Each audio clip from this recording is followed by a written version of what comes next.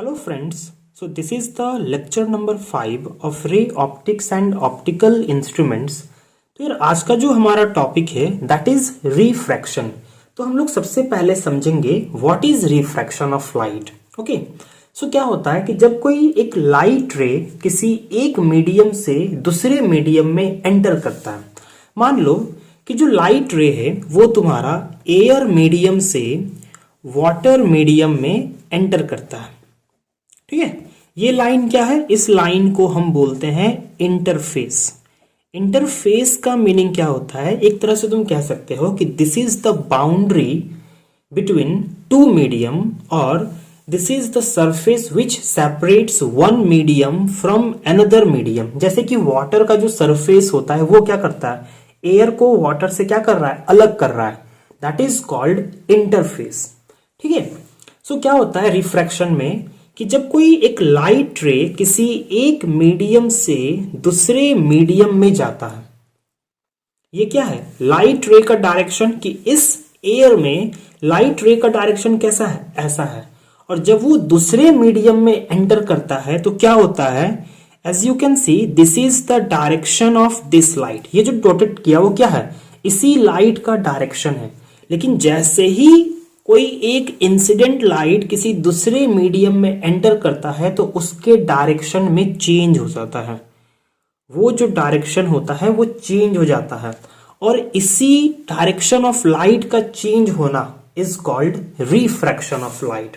So you can see here changing in the direction of light as an obliquely incident ray of light enters from one medium to another medium is called refraction of light. ठीक है, कि यार direction of light का change होना, जैसे ही light एक medium से दूसरे मीडियम में जाता है उसका डायरेक्शन में चेंज होना is called refraction of light.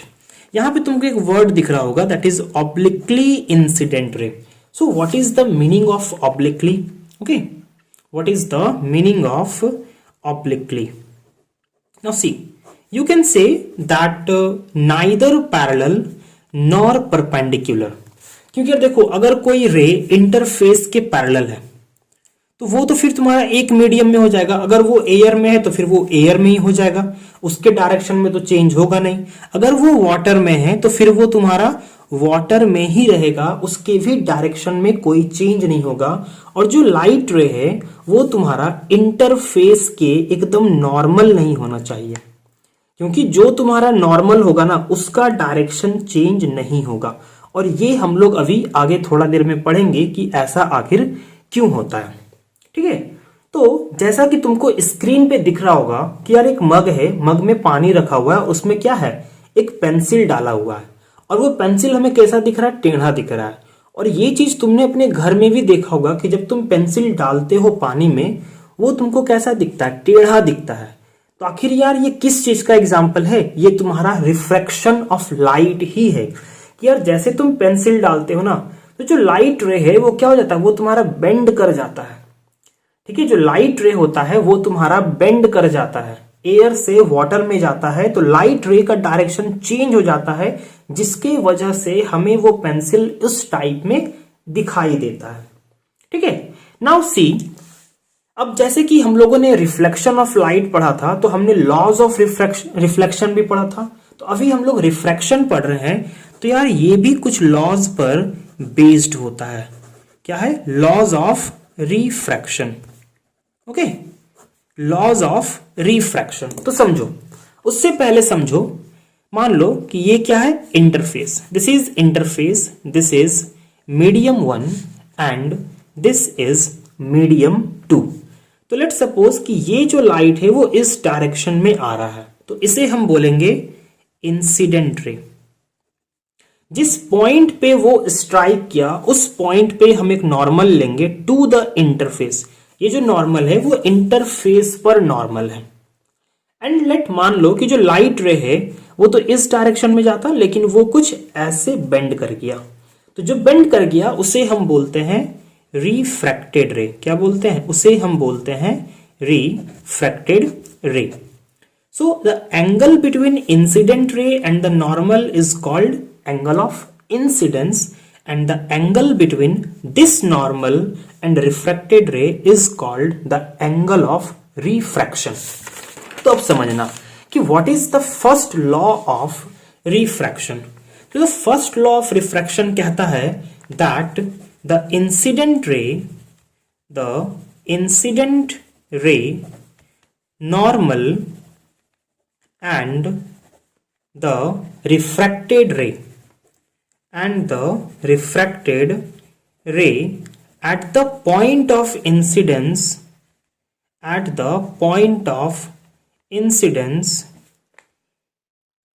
must lie in the same plane. कि यार ये जो तीनों है ना, तुम्हारा जो इंसिडेंट रे है, जो नॉर्मल है और जो रिफ्रैक्टेड रे है, क्या है वो तीनों का तीनों तुम्हारा ना एकदम एक प्लेन में होना चाहिए at the point of incidence. जैसे कि ये जो पेपर है वो क्या है, वो हमारा एक प्लेन है. अगर मान लो कि इंसिडेंट रे ऐसे है, इस प्लेन पर ऐसे है, और नॉर्मल ऐसे है, इसी प्लेन पर है, तो जो रिफ्रैक्टेड रे होगा वो भी तुम्हारा इसी प्लेन पर होगा. ऐसा नहीं कि वो तुम्हारा ऐसा ऊपर उठा होगा या नीचे होगा, नहीं, तीनों का तीनों तुम्हारा एकदम एक ही प्लेन में होना चाहिए. Now what is the second law of refraction? So now see, the second law of refraction states that the ratio of the sine of the angle of incidence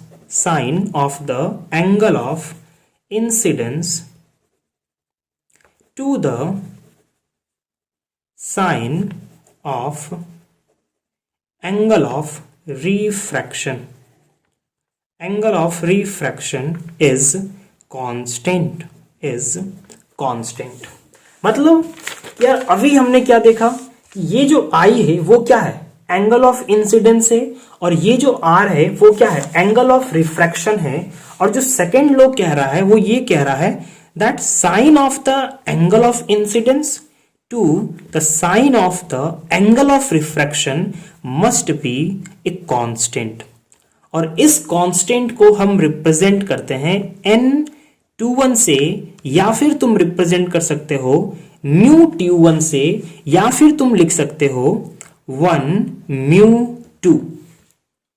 अब देखो ये जो कांस्टेंट है ना, इस कांस्टेंट को हम बोलते हैं रिफ्रैक्टिव इंडेक्स. क्या बोलते हैं इसे, हम बोलते हैं refractive index of medium 2 with respect to medium 1. वही चीज यहां पे लिखा हुआ है, हम जो यहां पे n या म्यू से जो रिप्रेजेंट किए हैं उसे हम बोलते हैं refractive index of medium 2 with respect to 1. Refractive index of medium 2 with respect to 1. Refractive index of medium 2 with respect to 1. मतलब कि ये तीनों एक डिफरेंट सिंबल्स है रिप्रेजेंट करने का refractive index of any medium with respect to any medium. ठीक है. नाउ एक चीज समझो, अभी जैसे कि यार हमने देखा कि ये एक मीडियम है, let's suppose this is medium 1, interface medium 2. अगर कोई एक लाइट रे ट्रेवल कर रहा है इस मीडियम में, तो उसका जो डायरेक्शन होगा वो एक ही डायरेक्शन में अगर वो आ रहा है, तो इसके डायरेक्शन में कोई भी तरह का चेंज हमने नहीं देखा, वो एकदम एक ही डायरेक्शन में आया. लेकिन वो जैसे ही वो इसके इंटरफेस पे स्ट्राइक किया ना, फिर वो क्या किया, एक दूसरे डायरेक्शन में ट्रेवल किया. लेकिन फिर जो अगर मीडियम चेंज नहीं होगा तो ये डायरेक्शन वही रहेगा, इसके डायरेक्शन में कोई तरह का चेंज नहीं होगा. तो अब समझो, आखिर जब एक मीडियम से दूसरे मीडियम में ट्रेवल कर रहा है तो उसके डायरेक्शन में चेंज क्यों आ रहा है. ये जो चेंज आता है that is because of velocity of light. That is because of velocity of light. तो यार ऐसा क्या होता है कि क्यों ऐसा होता है कि वेलोसिटी ऑफ लाइट के कारण डायरेक्शन चेंज कर जाता है. तो अब बात को समझना, ठीक है, कि जो वेलोसिटी ऑफ लाइट होता है, velocity of light remains constant in one medium. मैंने क्या लिखा कि एक मीडियम में जब कोई लाइट ट्रेवल करता है तो वो एक ही वेलोसिटी के साथ ट्रेवल करता है. अगर वो अगर वो 3 इंटू 10⁸ मीटर पर सेकंड के साथ अगर वो ट्रेवल कर रहा है तो हर पॉइंट पे उसका स्पीड यही होगा। अगर वो 2 इंटू 10⁸ मीटर पर सेकंड के साथ ट्रेवल कर रहा है तो वो इसी के साथ ट्रेवल करेगा। मैंने क्या बोला कि velocity of light remains constant in one medium, कि यार एक मीडियम में ना वेलोसिटी ऑफ लाइट का जो मीन्स लाइट का जो वेलोसिटी होता है वो कांस्टेंट रहता है, एक ही वेलोसिटी रहता है। बट जैसे ही मीडियम चेंज होता है but when medium changes, but जैसे ही मीडियम तुम्हारा चेंज होता है the velocity also changes, the velocity also changes. और इसी वेलोसिटी के चेंज होने के कारण क्या होता है, उसके डायरेक्शन में चेंज होता है। अब एक बात को समझना कि यार वेलोसिटी जो चेंज हो रहा है वो कैसे हो रहा है। सबसे पहले तो एक चीज समझो कि यार जो लाइट है वो क्या है। यार ये तुम भी पढ़ के आए हो कि जो लाइट है सर वो आपका एक इलेक्ट्रोमैग्नेटिक वेव है। इलेक्ट्रोमैग्नेटिक वेव का मतलब क्या, electric field and magnetic field से बना है। इलेक्ट्रिक फील्ड के फॉर्मूला में तुमने एप्सिलॉन देखा होगा और इसके फॉर्मूला में तुमने ये साइन देखा होगा, जिसको इसमें तो इसको तुम बोलते हो परमिटिविटी, इसको तुम बोलते हो परमिएबिलिटी। और ये जो परमिटिविटी और ये जो परमिएबिलिटी है तुम्हारा भाई, ये किस पे डिपेंड करता है यार, ये तुम्हारा मीडियम पे डिपेंड करता है ना। मीडियम डिसाइड करता है कि यार वो इलेक्ट्रिक फील्ड को कितने स्पीड से मूव करने देगा नहीं देगा, कितना स्पीड कितना इलेक्ट्रिक फील्ड पास होने देगा नहीं देगा, मैग्नेटिक फील्ड कितना पास होने देगा नहीं देगा। मतलब कि जो मीडियम होता है वो इलेक्ट्रिक फील्ड और मैग्नेटिक फील्ड को अफेक्ट करता है। और हमारा जो लाइट है वो इसी दोनों का तो कॉम्बिनेशन है ना, तो फिर मीडियम इसको भी तो अफेक्ट करेगा ना। तो जब इसको अफेक्ट करेगा तो कैसे अफेक्ट करेगा, उसके वेलोसिटी में चेंज लाकर अफेक्ट करेगा। क्या बोल रहा हूं मैं, उसके वेलोसिटी में चेंज लाकर अफेक्ट करेगा। और जब वेलोसिटी में चेंज आता है, वेलोसिटी में तुमने पढ़ा है कि यार अगर कोई ऑब्जेक्ट एक सीधा डायरेक्शन में मूव कर रहा है तो हम जानते हैं उसको वेलोसिटी में लिखते हैं, लेकिन डायरेक्शन चेंज होने पर क्या होता है, ऑब्जेक्ट का वेलोसिटी भी चेंज होता है। 11th में पढ़े होगे, ठीक है, क्योंकि जो वेलोसिटी होता है उसमें डायरेक्शन भी होता है, उसमें ये भी होता है, मैग्नीट्यूड भी होता है, ठीक है। तो वही चीज कि यार लाइट का भी जब वेलोसिटी चेंज होता है ना तो उसका भी जो डायरेक्शन होता है वो भी चेंज कर जाता है, ठीक है। नाउ अब यहां पर समझना कि मैं क्या बोल रहा हूं। सो सी, मैंने क्या बोला कि एक मीडियम में मान लो कि अगर ये तुम्हारा एक मीडियम 1 है, this is medium 2 and this is medium 3, कि अगर कोई एक लाइट रे अगर इस मीडियम में v1 वेलोसिटी के साथ मूव कर रहा है तो इसमें v1 वेलोसिटी के साथ ही मूव करते रहेगा। Now direction changes and the velocity also changes in second medium and then the velocity also changes in the third medium। लेकिन ये तीनों का तीनों क्या होगा, कांस्टेंट होगा इसके मीडियम के लिए, कि भाई इस मीडियम में ये कांस्टेंट स्पीड के साथ मूव करेगा, इस मीडियम में ये कांस्टेंट स्पीड के साथ मूव करेगा, ठीक है। So velocity of light is constant for one medium and in other medium it is other constant. तो अगर हम लिखें v1 अपॉन v2 तो इसका मतलब मैं क्या लिख रहा हूं, कांस्टेंट अपॉन कांस्टेंट। और कांस्टेंट अपॉन कांस्टेंट तुमको अगेन क्या दे देगा, तुमको अगेन कांस्टेंट दे देगा। और इसी कांस्टेंट को हम लोग बोलते हैं रिफ्रैक्टिव इंडेक्स। क्या बोलते हैं, इसी कांस्टेंट को हम लोग बोलते हैं refractive index of medium 2 with respect to medium 1, ठीक है। Wait, let me do one thing, okay. Now see, इसी को हम बोलते हैं refractive index of medium 2 with respect to 1। अब एक चीज समझना कि यार ये क्या है, ये तो इंटरफेस है, ठीक है। ये मान लो मीडियम 1 है, ये मीडियम 2 है। जब एक लाइट रे आ रहा था वो तो आ रहा था सीधा ही, सीधा आ रहा था। अगर ये मीडियम नहीं होता तो ये जो सीधा रे आ रहा था क्या उसके डायरेक्शन में चेंज होता, नहीं होता। अगर ये मीडियम नहीं होता तो यहां से जो डायरेक्शन चेंज हुआ है क्या वो डायरेक्शन चेंज होता, यार तुम बोलोगे नहीं होता सर। मतलब कि ये जो बेंड हुआ है, ये जो डायरेक्शन इधर हो गया है, वो किसके कारण हुआ यार? इस मीडियम के कारण हुआ ना, इस मीडियम के कारण हुआ, इसी मीडियम के कारण हुआ। इसलिए हम लोग जो रिफ्रैक्टिव इंडेक्स लिखते हैं वो हम लोग इस मीडियम का लिखते हैं और इसके रेस्पेक्ट में लिखते हैं, ठीक है। इसलिए हम पढ़ते हैं refractive index of medium 2 with respect to 1, क्योंकि इसको मोड़ने का काम, इसको घुमाने का काम, इसको बेंड करने का काम कौन मीडियम कर रहा है भाई? ये सेकेंड मीडियम कर रहा है, ठीक है, ये सेकेंड मीडियम कर रहा है।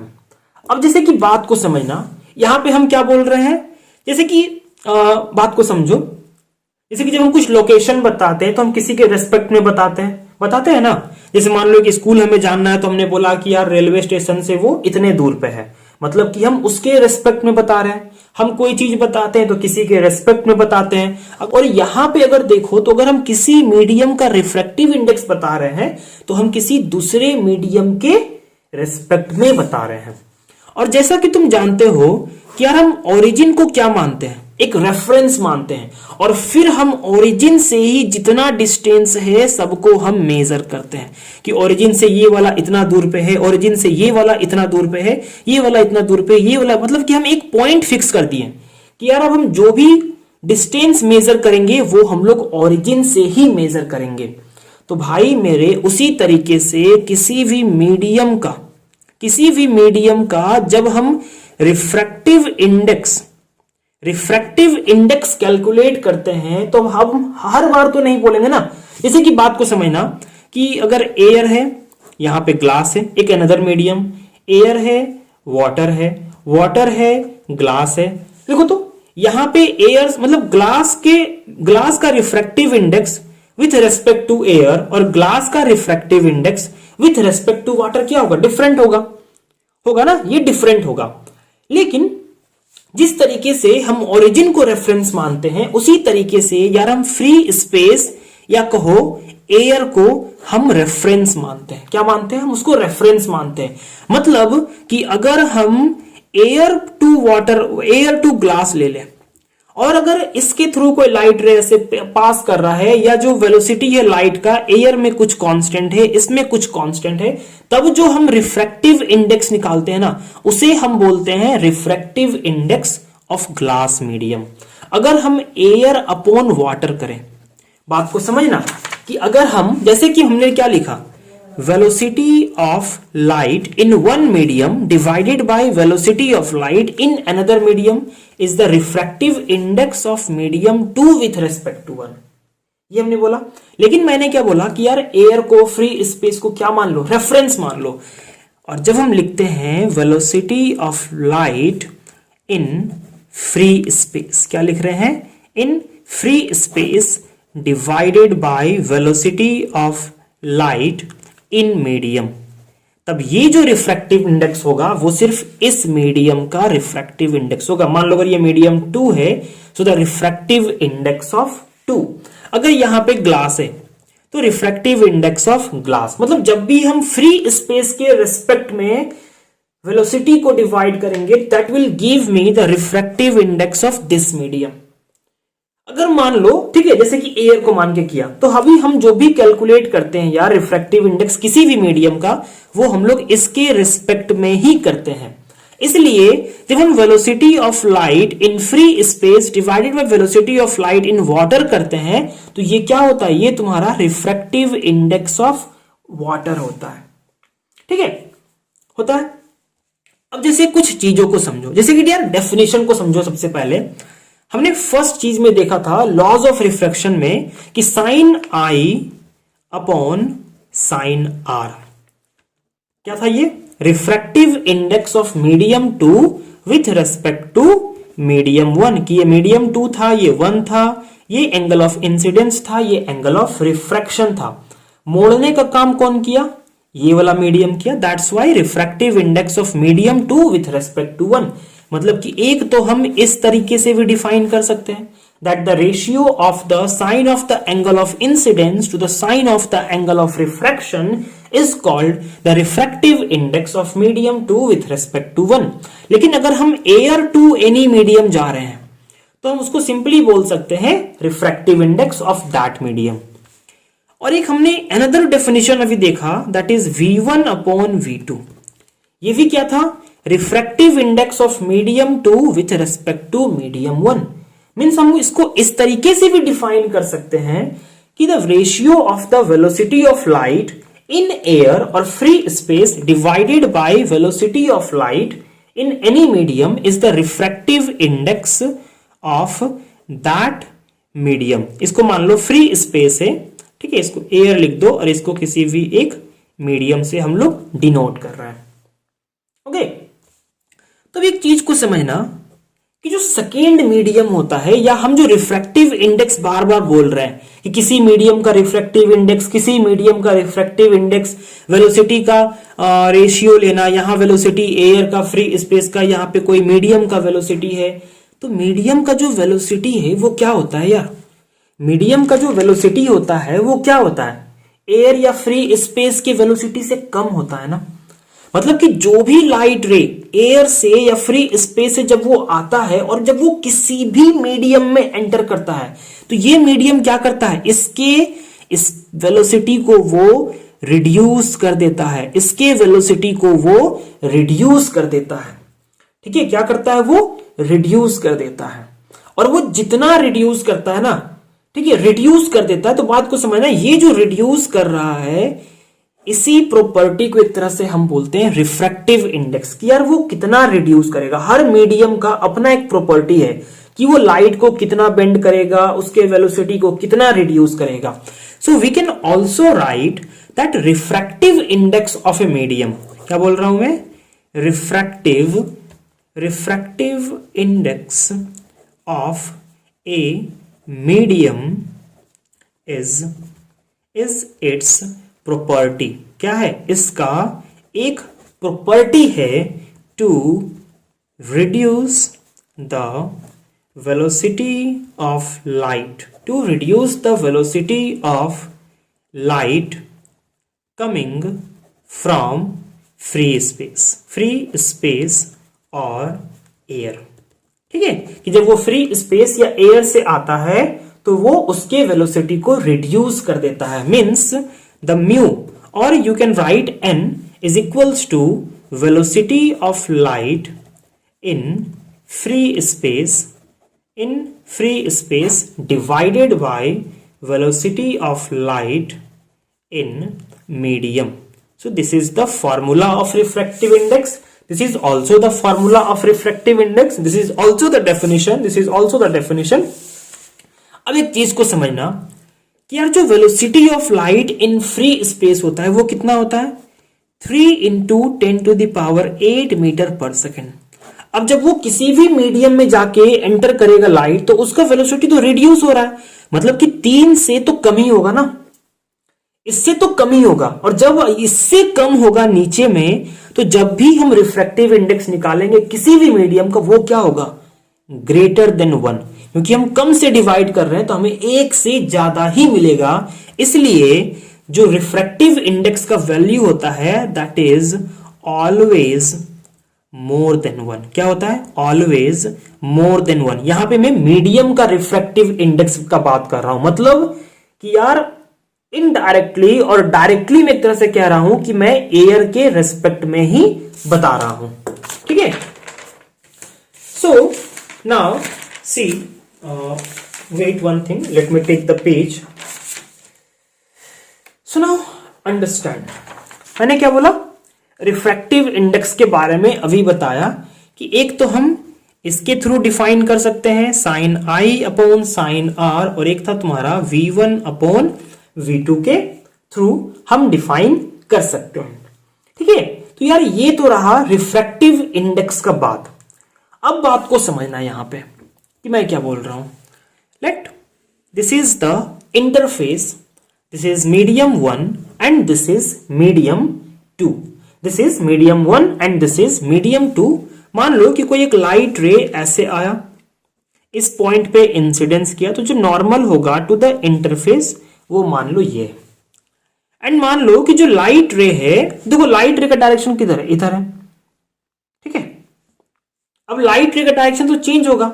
मान लो कि अगर लाइट रे ऐसे आ गया तो देखो, तो नॉर्मल तुम्हारा किधर है, ये नॉर्मल है ना, इधर तुम्हारा अगर मीडियम यहां पे नहीं होता तो लाइट तो ऐसे ही जाता, लेकिन मीडियम में तो क्या हुआ कि लाइट रे किधर गया, इधर गया, नॉर्मल के तरफ गया, मतलब कि नॉर्मल के तरफ बेंड हुआ, टुवर्ड्स नॉर्मल गया। जो लाइट रे है वो किधर गया, टुवर्ड्स नॉर्मल। तो इस केस में हम लोग बोलते हैं कि यार ये जो मीडियम है, second medium is optically denser, second medium is optically denser then medium one, medium one. लेकिन अगर मान लो कि एक रे ऑफ लाइट एंटर करता इस मीडियम में और वो जो लाइट रे है उसका डायरेक्शन चेंज होकर इधर चला जाता, देखो नॉर्मल इधर है, लाइट रे का डायरेक्शन ये आता, लेकिन वो गया किधर, इधर, मतलब नॉर्मल से दूर गया ना, मतलब कि अवे फ्रॉम नॉर्मल गया। तो जब कोई भी लाइट रे किसी एक मीडियम से दूसरे मीडियम में एंटर करता है और वो लाइट रे अवे फ्रॉम नॉर्मल जाता है, मतलब कि नॉर्मल से दूर जाता है, तो उस केस में हम बोलते हैं कि जो मीडियम 2 है वो तुम्हारा ऑप्टिकली रेयरर मीडियम है देन मीडियम 1। अब देखो यहां पे ऑप्टिकल डेंसिटी को मास डेंसिटी से कंपेयर मत करना, क्योंकि यार मास डेंसिटी का मतलब होता है कि एक यूनिट वॉल्यूम में कितना मास है, कितना पार्टिकल्स है, इस पे डिपेंड करता है। ऑप्टिकली डेंसिटी जो होता है यार वो तुम्हारा वेलोसिटी पे डिपेंड करता है, जो तुम्हारा इलेक्ट्रिक फील्ड, मैग्नेटिक फील्ड को कितना अलाउ करता है एक मीडियम, ये तुम्हारा उन सब चीजों पे ही तुम्हारा ये डिपेंड करता है।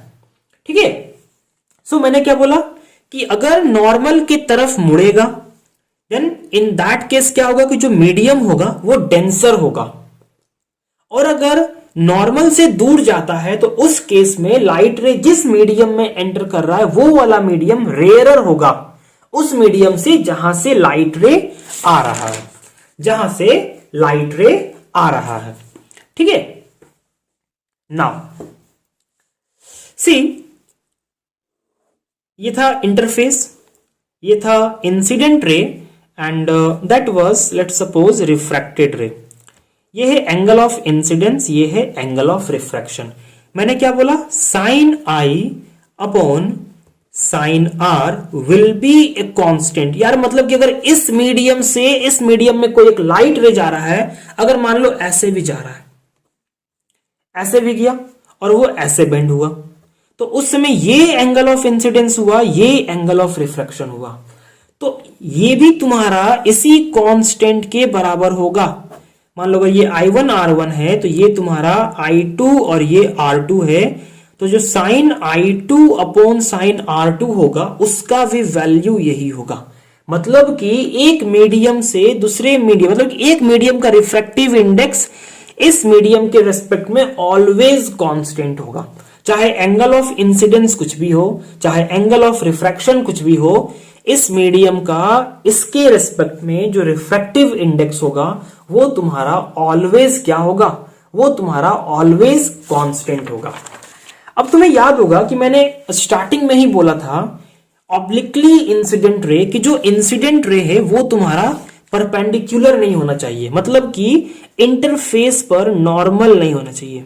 मान लो कि ये इंटरफेस है और ये जो लाइट रे है वो इस इंटरफेस पर नॉर्मल है, तो मैंने तुमको बोला था कि अगर नॉर्मल होगा इंटरफेस पर तो without any bend, without any deviation जो लाइट रे है वो एकदम इसी डायरेक्शन में पास कर जाएगा इन द सेकेंड मीडियम। ऐसा क्यों, देखो तो नॉर्मल भी इसी में है ना, और रे भी जो है वो ऐसे ही है, तो नॉर्मल और इंसिडेंट रे के बीच का एंगल कितना हो गया, 0, मतलब कि एंगल ऑफ इंसिडेंस कितना हो गया, 0। और जो मैंने रिलेशन बताया, ठीक है, साइन आई अपॉन साइन आर वो क्या होता है, एक कांस्टेंट होता है। मान लो कि वो तुम्हारा 1.3 है, कितना है, 1.3 है, और मैंने क्या बोला कि एंगल ऑफ इंसिडेंस क्या है, 0 है, तो साइन 0 इक्वल्स टू हम लिख सकते हैं 1.3 इंटू साइन आर, यार ऑफ कोर्स लिख सकते हैं साइन 0 कितना होता है, 0 equals to 1.3 into sine R. अब बात को समझो, इसको तो हम जीरो बना नहीं सकते क्योंकि यार ये कांस्टेंट है, 1.3 है, ये कभी भी जीरो के बराबर नहीं हो सकता, बट हमें यहां पे जीरो चाहिए। तो फिर ये वाला जो वैल्यू होगा ये जीरो होगा, मतलब कि साइन आर का जो वैल्यू होगा वो जीरो होगा। और साइन आर का जीरो होने का मतलब क्या, कि एंगल ऑफ रिफ्रैक्शन जीरो है। और एंगल ऑफ रिफ्रैक्शन का मतलब क्या, कि जो रिफ्रैक्टेड रे है वो भी नॉर्मल के ही अलोंग गया है। इसलिए जब लाइट रे तुम्हारा नॉर्मल होता है टू द इंटरफेस, और यू कैन से कि जब एंगल ऑफ इंसिडेंस जीरो होता है तो उस केस में लाइट रे के डायरेक्शन में कोई भी तरह का चेंज नहीं आता है। ठीक है, लाइट रे के डायरेक्शन में कोई भी तरह का चेंज नहीं आता है। अब बात को समझना कि यार जो रिफ्रैक्टिव इंडेक्स है वो क्या है, वो तुम्हारा एक कांस्टेंट है ना। कांस्टेंट है मतलब क्या, एक नंबर है, क्योंकि यार साइन आई अपॉन साइन आर ये भी तुमको एक नंबर ही देगा, कांस्टेंट देगा। V1 जो होता है उसको भी हम नंबर में लिखते हैं, 3 इंटू 10⁸। V2 को भी हम नंबर में ही लिखेंगे, तो ये भी तुमको एक कांस्टेंट देगा, मतलब कि कुछ तुमको ये नंबर देगा ना, ये तुमको कुछ एक नंबर देगा। बात को समझ रहे हो। तो यार रिफ्रैक्टिव इंडेक्स को ना हम लोग एक तरीके से और डिफाइन कर सकते हैं कि refractive index is a number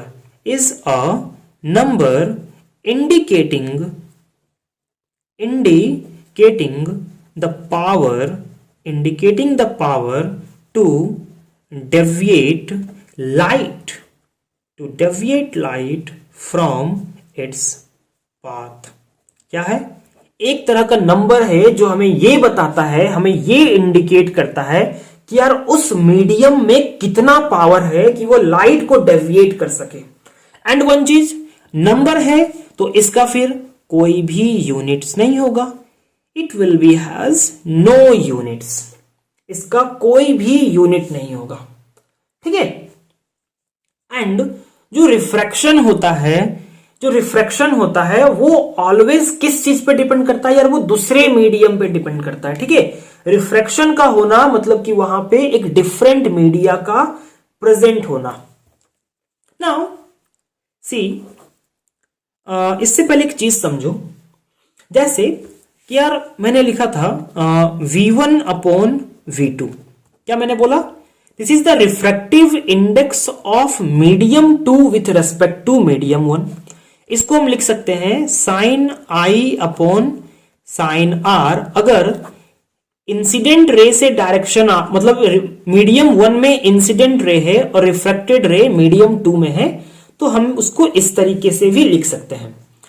उसके बाद मैंने तुमको बताया था कि यार हर मीडियम का अपना कुछ रिफ्रैक्टिव इंडेक्स होता है, जिसको हम एयर को रेफरेंस मानकर उसके रिस्पेक्ट में निकालते हैं।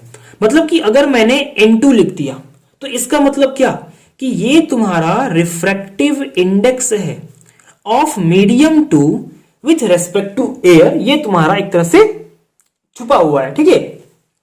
अगर मैंने N1 बोल दिया तो ये क्या है, रिफ्रैक्टिव इंडेक्स ऑफ मीडियम 1 है।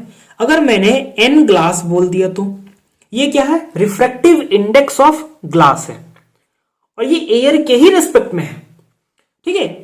N5 बोल दिया तो ये तुम्हारा क्या है, refractive index of fifth medium है। तो बात को समझना कि जो मैंने N21 लिखा है और जिसको मैंने V1 अपॉन V2 लिखा है ना, तो इसको हम ये भी लिख सकते हैं N2 upon N1, refractive index of medium 2 with respect to medium 1। इसको हम ये भी लिख सकते हैं refractive index of medium 2 with respect to medium 1। ठीक है, कि यार ऐसा नहीं कि सिर्फ वेलोसिटी के टर्म्स में या सिर्फ लाइट के साइन आई अपॉन साइन आर के टर्म्स में, उसको हम डायरेक्टली रिफ्रैक्टिव इंडेक्स के भी टर्म्स में उसको हम लिख सकते हैं। अगर मैंने लिखा है N32 तो इसका मतलब क्या, कि refractive index of medium 3 with respect to 2, तो हम N3 अपॉन N2 भी कर सकते हैं कि ये क्या है, रिफ्रैक्टिव इंडेक्स ऑफ मीडियम 3, और ये क्या है, रिफ्रैक्टिव इंडेक्स ऑफ मीडियम 2। ठीक है। So this is the thing. Now see, rules of reversibility, मैं क्या बोल रहा हूं, रूल्स ऑफ रिवर्सिबिलिटी। रिवर्सिबिलिटी मतलब क्या, रिवर्स करना। लेट सपोज कि ये एक इंटरफेस है, एक लाइट रे ऐसे आया इस मीडियम में एंड देन वो ऐसे चला गया इस सेकेंड मीडियम में। तो अगर कोई एक लाइट रे सेकेंड मीडियम से वन मीडियम जाएगा ना, मतलब कि इस डायरेक्ट इसमें 2 से 1 जाएगा और उसका डायरेक्शन अगर ये है, तो भाई मेरे वो भी इसी ही डायरेक्शन से निकलेगा। मतलब अगर कोई ऐसे 1 से 2 जा रहा है और वो ऐसे जा रहा है, तो अगर कोई ऐसे जा रहा है 2 से 1, तो वो उसका भी जो पाथ होगा वो भी सेम पाथ होगा, मतलब जस्ट एकदम अपोजिट रिवर्स होगा। ठीक है, तो बात को समझना कि अगर मैं लिखता हूं refractive index of 2 with respect to 1, इसका मतलब क्या कि अगर लाइट का वेलोसिटी यहां पे v1 है, यहां पे v2 है, तो हम लिख सकते हैं v1 अपॉन v2। और अगर हम लिखते हैं n12, तो इसका मतलब क्या कि refractive index of 1 with respect to 2, refractive index of 1 with respect to 2 की जो लाइट रे है, अब वो तुम्हारा सेकेंड मीडियम से 1 जा रहा है, तो इसको हम लिख सकते हैं v2 upon v1, v2 upon v1। और देखो तो ये दोनों जस्ट क्या एक दूसरे का रेसिप्रोकल ही है ना, इसलिए we can write n12 is equals to 1 upon n21 and this is a relation. क्या refractive index of medium 1 with respect to 2 is the reciprocal of refractive index of 2 with respect to 1। So also remember this relation, this is also an important relation. ठीक है, this is also an important relation. Okay, तो मैंने तुमको क्या क्या पढ़ाया, मैंने तुमको पढ़ाया व्हाट इज रिफ्रैक्शन, मैंने तुमको पढ़ाया लॉज ऑफ रिफ्रैक्शन, फिर मैंने तुमको रिफ्रैक्टिव इंडेक्स के बारे में एक थोड़ा डिटेल में बताया कि what is refractive index, what are the definitions of refractive index, क्या क्या फॉर्मूला हो सकता है रिफ्रैक्टिव इंडेक्स का। ठीक है, फिर मैंने बताया optically denser medium, optically rarer medium, इन सब के बारे में बताया। ठीक है, एंड देन फिर ऑप्टिकल डेंसिटी, मास डेंसिटी, और फिर मैंने तुमको ये रिलेशन बताया। अब एक चीज समझना, एक चीज को समझना, ये मान लो एयर है और ये तुम्हारा ग्लास है, तो ये जो है वो इससे डेंसर मीडियम है, तो जब लाइट रे आएगा तो वो कैसे बेंड करेगा, नॉर्मल की तरफ, मतलब ऐसे बेंड करेगा। और यहां पे जो वेलोसिटी है वो क्या है, जो वेलोसिटी है लाइट का वो कम है, मतलब यहां अगर v1 है यहां v2 है, तो v1 तो ऑब्वियस है कि ज्यादा है, तो हमने क्या लिखा v1 अपॉन v2, और वो तुम्हारा 1 से ज्यादा ही होगा। मतलब कि ये क्या है, ये तुम्हारा रिफ्रैक्टिव इंडेक्स है ना, तो अगर रिफ्रैक्टिव इंडेक्स 1 से ज्यादा है तो इसका मतलब ये भी है मेरे भाई कि जो मीडियम है वो तुम्हारा डेंसर मीडियम है। अगर मान लो कि लाइट रे ऐसे जाता और ऐसे चला जाता, तो अब जो यहां पे तो v2 है और यहां पे तो v1 है, जब हम v2 अपॉन v1 लिखेंगे तो v2 क्या है भाई, वो speed of light in free space से तो कम है, तो ये तो तुम्हारा लेस देन 1 आएगा ना। तो इस केस में मतलब कि ये क्या हो गया, ये तुम्हारा क्या है n12 है। जब n12 तुम्हारा लेस देन 1 होगा ना, मतलब कि रिफ्रैक्टिव इंडेक्स किसी एक मीडियम का दूसरे मीडियम के रेस्पेक्ट में अगर कम है, अगर कम है, तो हम क्या बोलेंगे कि वो जो मीडियम है वो तुम्हारा रेयरर मीडियम है, क्योंकि जो एयर है वो एक रेयरर मीडियम है विथ रेस्पेक्ट टू ग्लास, और जो ग्लास है वो तुम्हारा एक डेंसर मीडियम है विथ रेस्पेक्ट टू एयर। ठीक है, with respect to air. Now अब यहां पे कुछ चीजों को समझना, मान लो कि this is one interface, this is medium 1 and this is medium 2, this is another interface and this is medium 3 and this is again the medium 1। मतलब कि कोई लेयर है, ठीक है, ये हो गया एक, ये एक अनदर मीडियम है, ये एक अनदर मीडियम है, ये एक अनदर मीडियम है, और ये जो मीडियम है वो पहला वाला ही मीडियम है। लेट सपोज कि कोई एक लाइट रे ऐसे आया, इस पॉइंट पे जाके वो इंसिडेंट किया, तो जो नॉर्मल होगा कैसा होगा, ऐसा होगा। और लेट सपोज कि जो मीडियम 2 है वो 1 से क्या है, डेंसर मीडियम है, क्या है वो वो तुम्हारा एक डेंसर मीडियम है, तो वो ऐसे जाएगा, इस पॉइंट पे स्ट्राइक करेगा। ये लाइट रे का डायरेक्शन क्या होता है, ऐसा होता। मान लो कि जो 3 है वो 2 से भी डेंसर है, तो भाई ये तो ऐसे ही आता। अब ये क्या है, मीडियम 1 है, तो मीडियम 1 में जो डायरेक्शन था लाइट का वो तो वही रहेगा, मतलब कि सेम, इसके एकदम पैरेलल ही ना रहेगा भाई, मेरे पैरेलल ही रहेगा सर। तो देखो ये क्या है, एंगल ऑफ इंसिडेंस I1, ये क्या है R1, यहां पे नॉर्मल, यहां पे नॉर्मल, तो ये और ये एंगल क्या हो गया, बराबर, तो ये भी R1, ये भी R1। अब देखो ये क्या हो गया, व्हाट इज दिस, ये क्या हो गया भाई, ये तुम्हारा हो गया R2, क्योंकि यहां पे भी रिफ्रैक्शन हुआ है, that is refracted ray, so this is R2। Now take here is the normal, तो ये वाला भी एंगल कितना हो गया, ये भी हो गया R2। और जो ये वाला एंगल है, देखो यहां पे नॉर्मल, ये डायरेक्शन ऑफ रे, सॉरी यहां पे नॉर्मल, ये डायरेक्शन ऑफ रे, एंगल कितना है, सेम। और ये जो रे निकला है वो क्या है, इसके पैरेलल है, और यहां पे भी नॉर्मल है, तो ये भी क्या हो गया, I1 ही हुआ ना मेरे भाई, ये भी तुम्हारा I1 ही हुआ। ठीक है, तो अब देखो हम लिख सकते हैं refractive index of 2 with respect to 1। Refractive index of 2 with respect to 1 में हम लोग क्या लिख सकते हैं, हम लोग लिख सकते हैं sign I1 upon sine R1, कि यार मीडियम 2 में एक रे आ रहा है मीडियम 1 से, तो मीडियम 1 में हमने देखा एंगल ऑफ इंसिडेंस, फिर इसमें, फिर उसी तरीके से refractive index of medium 3 with respect to 2 क्या लिख सकते हैं, देखो तो 3 के लिए यहां पे ये एंगल ऑफ रिफ्रैक्शन है, और मीडियम 2 से आ रहा है, तो ये क्या है, एंगल ऑफ इंसिडेंस, मतलब कि R1 एंगल ऑफ इंसिडेंस और जो R2 है वो एंगल ऑफ रिफ्रैक्शन है। तो हम लिख सकते हैं sine R1 upon sine R2, and then if we write refractive index of 1 with respect to 3, देखो तो ये क्या है, R2 जो है वो यहां के लिए एंगल ऑफ इंसिडेंस और ये एंगल ऑफ रिफ्रैक्शन, तो इसको हम लिखेंगे sign R2 divided by sine I1। ठीक है, नाउ सी, जब हम इन तीनों को मल्टीप्लाई करेंगे, that is N21 multiply with N32 multiply with N13, देखो तो तीनों को मल्टीप्लाई किए, मतलब क्या कि इसको इसको और इसको मल्टीप्लाई किए, तो यहां पे तो साइन I1 है और यहां पे डिनोमिनेटर में है, दोनों कट जाएगा। यहां पे R1 डिनोमिनेटर पे है, यहां पे न्यूमरेटर है, दोनों कट गया। यहां पे डिनोमिनेटर, यहां न्यूमरेटर, ये भी कट गया, तो आंसर कितना आएगा, 1। सो this is also a relation.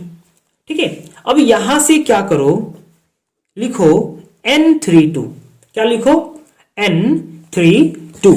ठीक है, अब देखो तो N32 को तुम क्या लिख सकते हो, मतलब कि इसको क्या लिख सकते हो, इसको लिख सकते हो 1 अपॉन N21 इंटू N13, और मैंने तुमको क्या सिखाया था कि रेसिप्रोकल ऑफ, मतलब ये क्या है, 1 अपॉन N21 है ना, 1 अपॉन N21 है ना, और यहां पे हमने क्या सीखा कि यार 1 अपॉन N21 इज N12, मतलब N12 क्या है, N21 का रेसिप्रोकल।